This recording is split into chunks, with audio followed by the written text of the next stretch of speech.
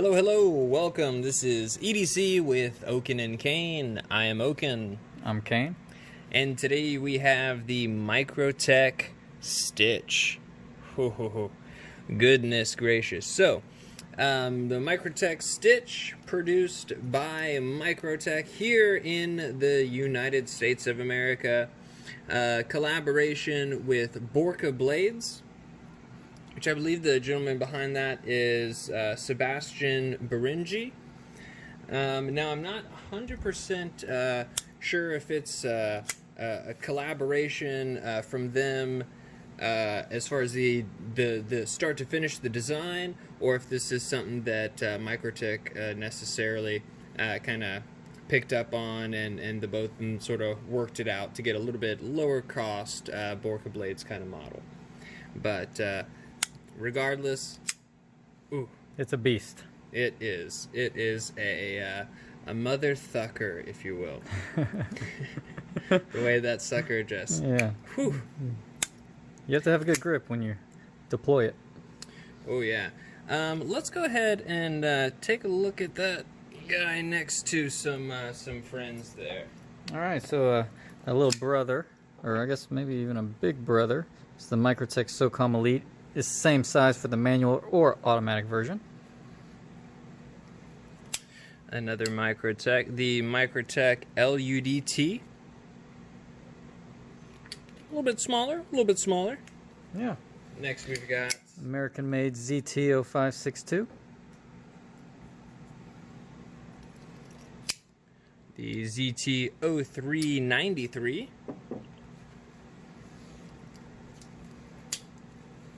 ZT0609. ZT 0850. exactly. Yeah. Exactly. Took the words right out of my mouth.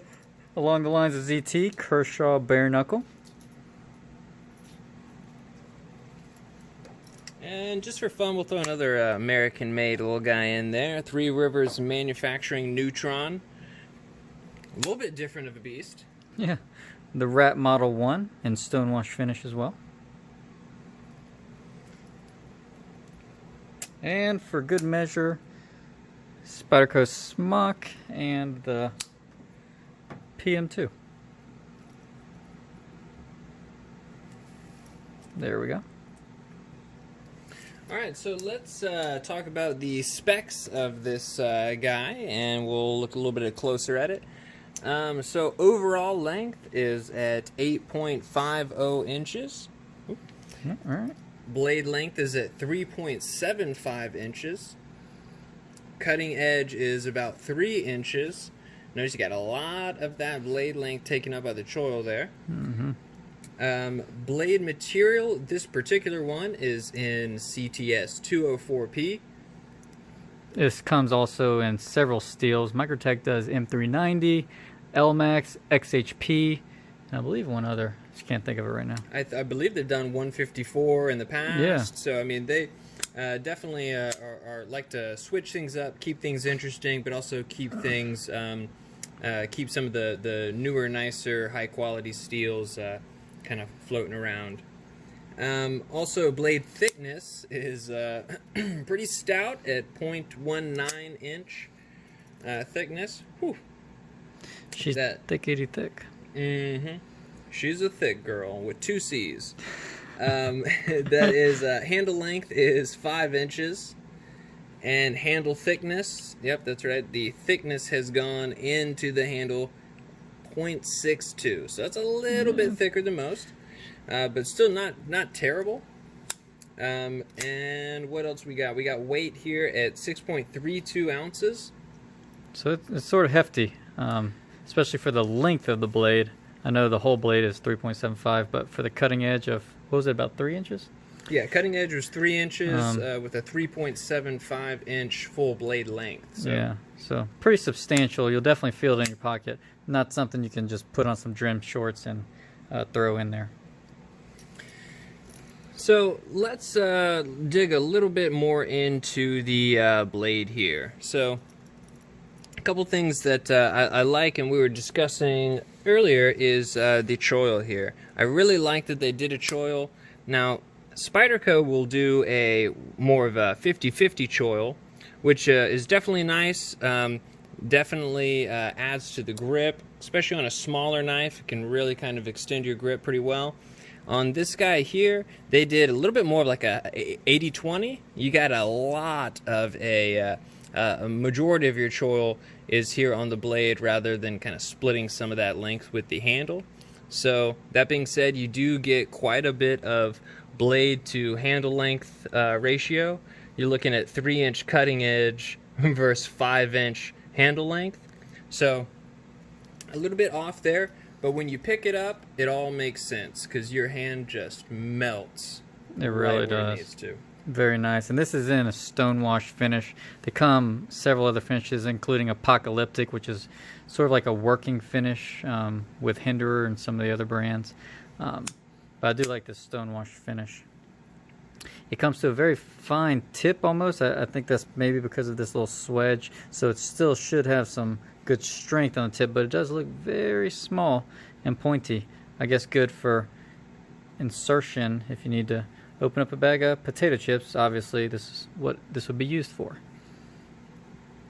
For any of those times we need to tactically get a thing of Lay's open, oh yeah, this will do the trick, and then some.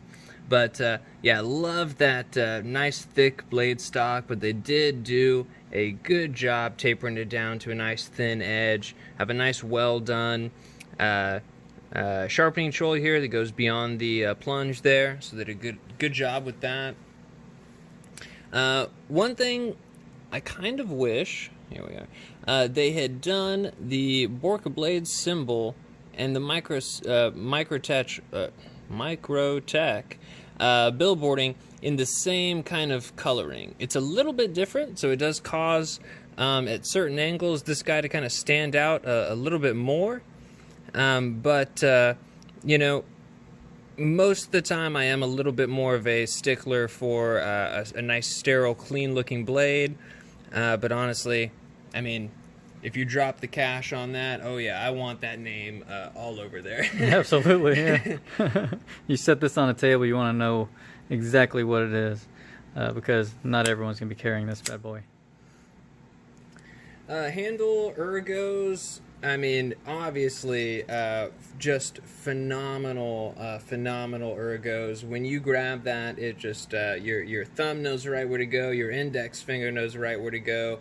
You really do just kind of melt right into place with it. And so I love that. I think they did a fantastic job there. Now the downside to that is if you try and grip it in any other fashion, it doesn't quite work as well. Yeah, you know? It feels fine holding it this way, and you still have plenty of room for a 4-finger grip. The issue is it's hard to use. The blade is so far away from this point, it gets a little bit awkward. So this is absolutely how it was meant to be held, and it just feels wonderful doing that. Your grip isn't going to slip. This choil comes out so far that if it slips up, it's going this way, which is nice.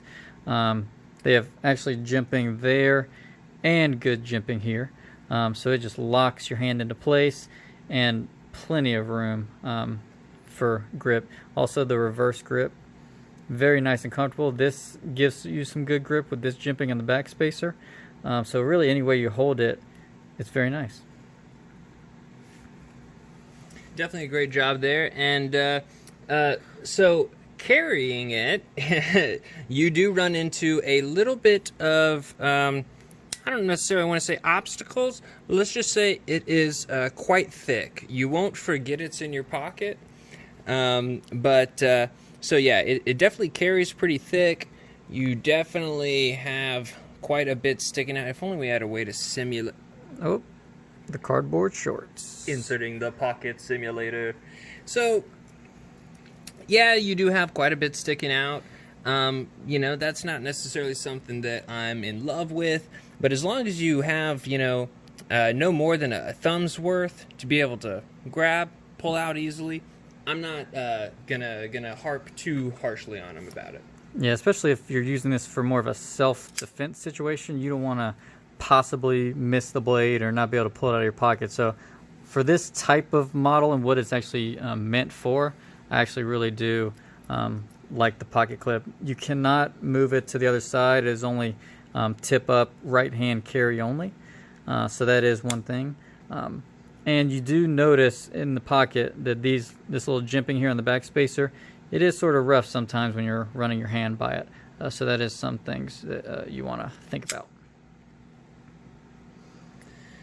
So design, I mean, I personally love a lot of the designs Borka Blades does. I just think it's really remarkable stuff. But guys, it's just way out of my price range. A lot of the Borka Blades start at, $800 and up. So I do like that they were able to bring such a unique and interesting design to not only a little bit better priced kind of market, but also they're still doing the design justice. They're not necessarily cutting too many corners or putting out a product that is undeserving of that logo there. So I think they did a great job with that design.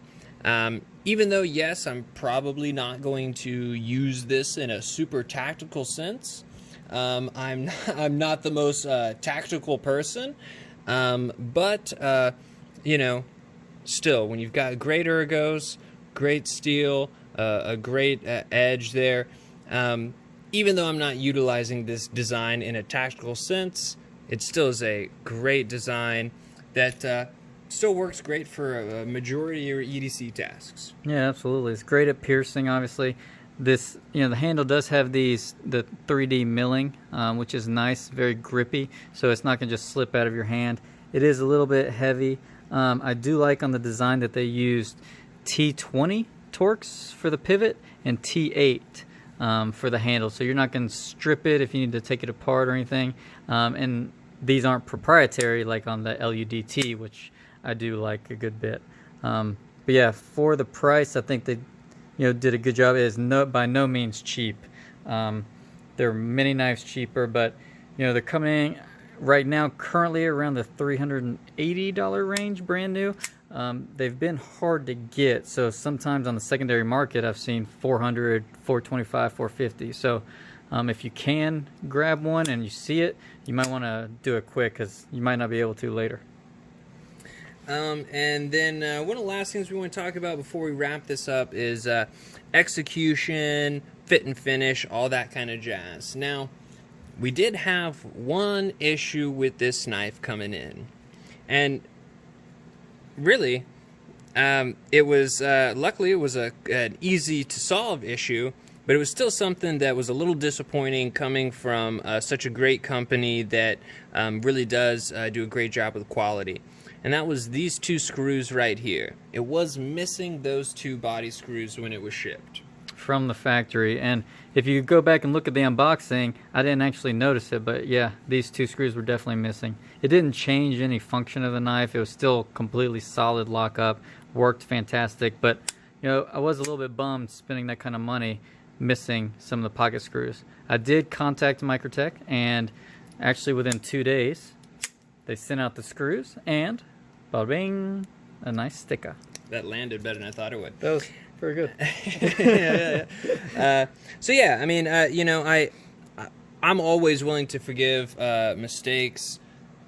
It happens. It really does. I've worked in manufacturing before. I've worked in quality control before, and I know that stuff does still happen. We're all humans. But the real deciding thing is what you do after that mistake. And Microtech very quickly got this out to us and took care of those two screws, solved that problem. So not a huge issue in the scheme of things, but definitely something that felt need to bring up. Absolutely. So, would you buy it again? Honestly, if you have the money, if you're bored with some of the regular knives you have, if you want something different, want something that absolutely stands out, that sort of gets a little bit hard to get, yeah, honestly, I would buy it again. It's not something I would just carry around every day or anything. I mean, if I'm go into a brawl or something and you need a knife, I mean, this is the one I would definitely pick up. I obviously don't do that, but if you can afford it and you want something like this, I would definitely do it. I mean, it is extremely hard firing. It's just a pretty awesome looking knife. I know it is a little bit tactical looking, or pretty much as tactical as you can get. There are other options, like I said, the LUDT. Where is the LUDT? There it is. Under the pocket simulator. Under the pocket simulator is a much more EDC friendly option. You're not going to scare as many people. The blade isn't as long, very thin, very light, easy to carry. If you could only pick one, I'd probably pick the LUDT. But if you, like I said, if you have lots of options, that's not a bad one to pick up. And even the SOCOM is also a pretty good offering from Microtech that might be a little more applicable to some of your kind of standard EDC cutting needs. I don't know. And this comes in probably $80 or $90 cheaper, and it comes in also the automatic version. The blade is much longer, it's thinner, much lighter in the pocket, so it is a really good option if you could only buy one. That might be easier on the wallet for sure. And then one of the last things is, one thing I do really like about this is it is bringing Borka blades, some really unique designs to a more affordable price range than if you were to go for a Borka blades custom. So I do like that. Once again, obviously we've touched on it is still a pricey knife, but it has a very unique feel, and really is very different. So I would say, yeah, if you can afford it, guys, I definitely think you won't be displeased with that at all, and you're probably never going to show up to the ball in the same dress as someone else, let's say. So cut the couch. We're gonna have to get that reupholstered. Oh no. At the very end.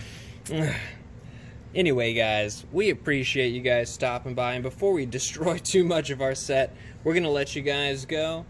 Have a great one. Talk to you soon.